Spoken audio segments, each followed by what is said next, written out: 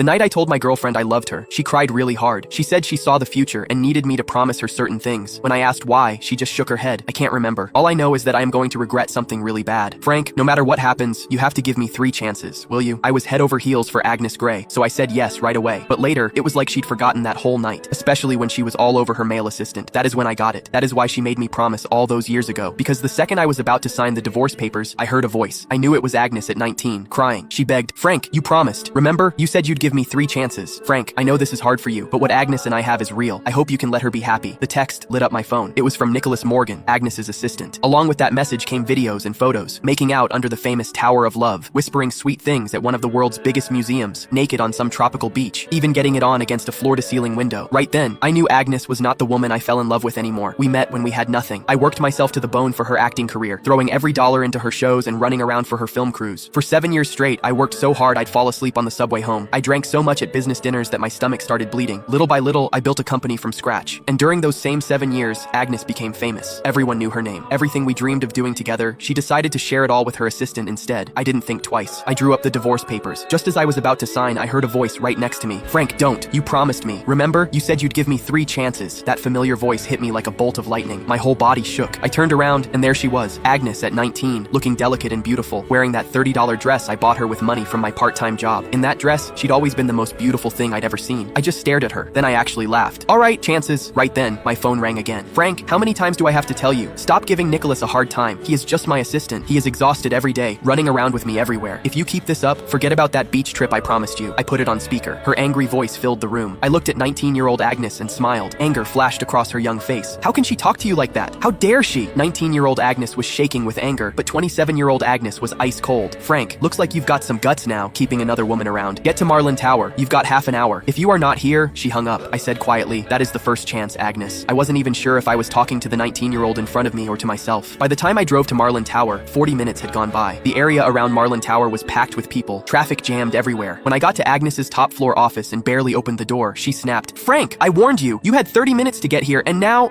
I cut her off, turned around, and flopped onto the couch like I didn't care. Nicholas was there too. He kept his head down, eyes all red, his right hand holding his left wrist. My attitude seemed to set Agnes off. She slammed her hand on the desk. Frank, what is with that attitude? You still won't admit you were wrong? But before I could say anything, Nicholas jumped in. Agnes, it is nothing really. Just a watch. Don't blame Frank. That just made Agnes angrier, but instead of yelling at him, she held back and softened her voice. How can you say it is nothing? He is so petty. He even tried to steal the birthday gift he gave you. Don't worry, I am not taking his side. Then she turned back to me, her voice sharp as a knife. Frank, I am giving you one last chance. Give Nicholas his watch back. I'd lost count